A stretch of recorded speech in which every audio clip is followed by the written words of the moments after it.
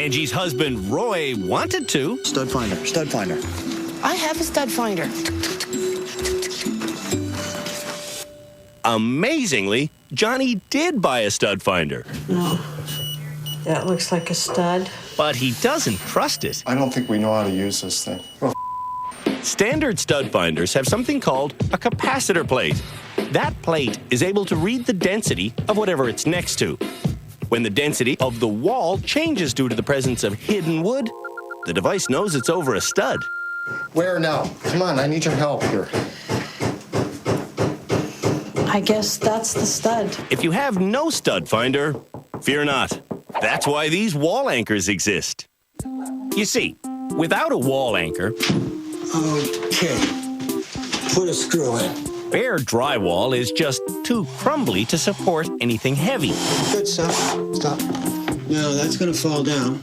But if you drill a hole and put a plastic wall plug in place, in the right place, it will be able to hold a heavy load, if it's the right size. This is a train wreck. Brian needs larger plugs to carry the weight of his monstrosity. Just hold it. Yep, got it. Okay, and then I'll...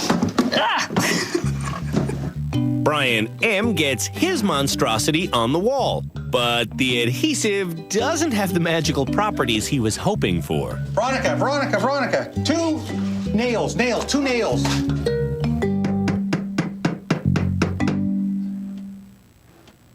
So you're happy with it or not? I'm happy with the success of the project, yes. Brian's done, but it didn't have to be this hard. That was a grueling project that was designed to be done in about 90 minutes. It took me about 3.5 hours that I said to Andy would probably take me 5 hours at home.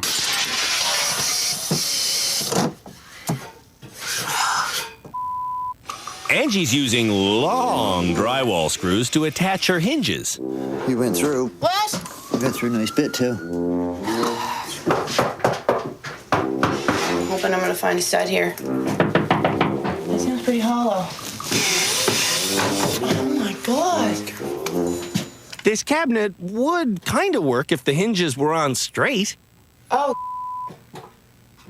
Roy, Yes? it won't close now. Why won't it close?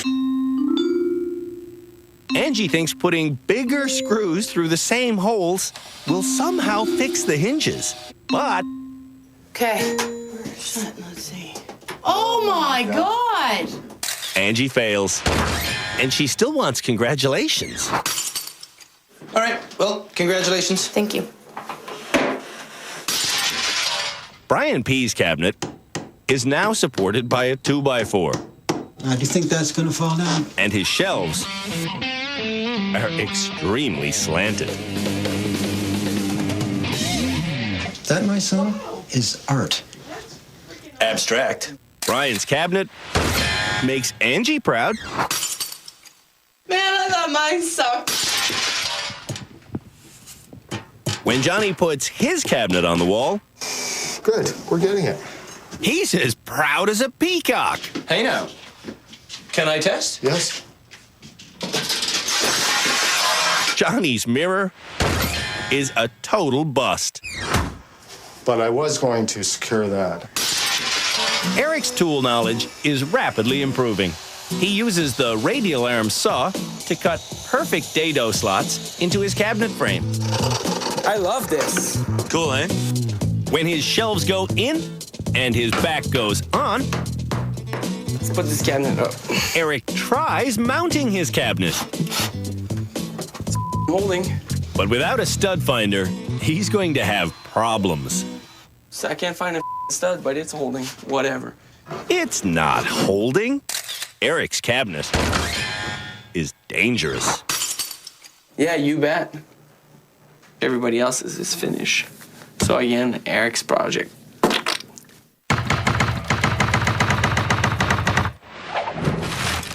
Drywall, as we know it, was first mass-produced back in 1917.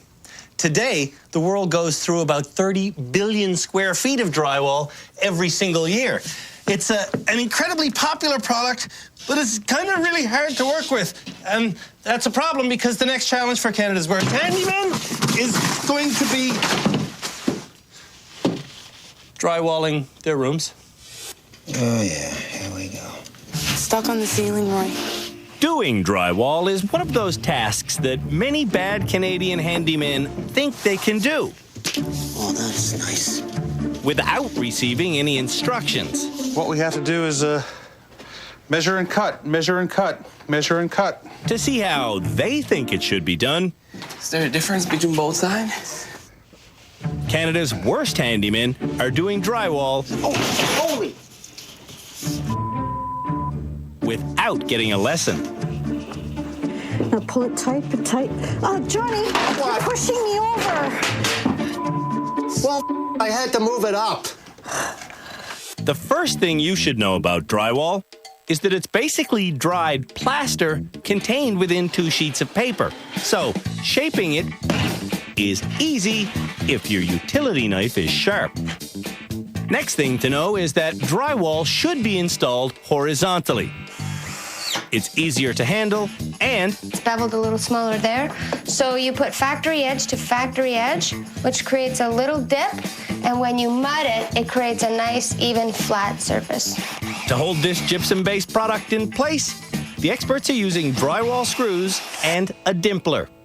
The dimpler is a neat little tool that helps you sink your fastener to the proper depth. The expert's room is drywalled in 47 minutes. Eric starts by putting his drywall up vertically. Threw that on. All right. Brian M. also goes for vertical installation. Why isn't it going in? Same for Johnny. Same for Angie. And Brian P. is the 5th bad handyman in a row to put his drywall up vertically. Put one right here, right now. And that's not his only mistake. Oh, yeah. Brian P. is completely covering his stud, so his next piece will have nowhere to start. Good. Ouch. That hurt, man. When Brian realizes his mistake, he decides to reveal the stud by gouging the edge of his drywall away. Oh, H. What happened? I mangled this all the man. After the break, This is a huge mistake. drywalling concludes.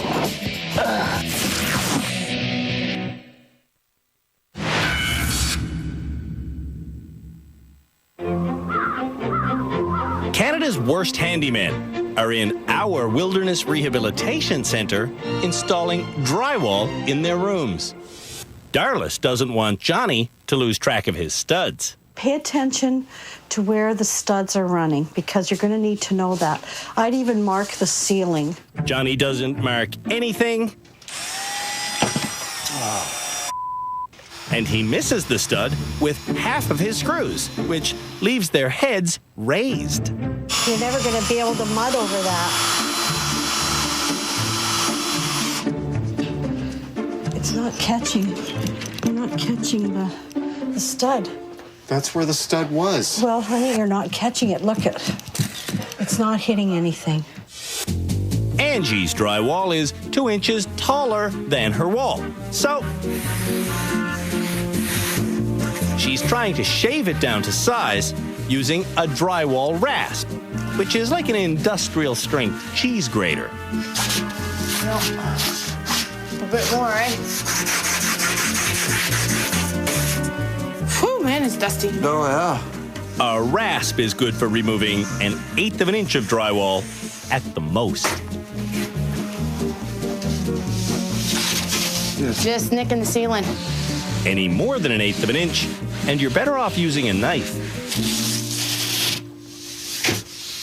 Oh, pretty close. It's close, but still too tight.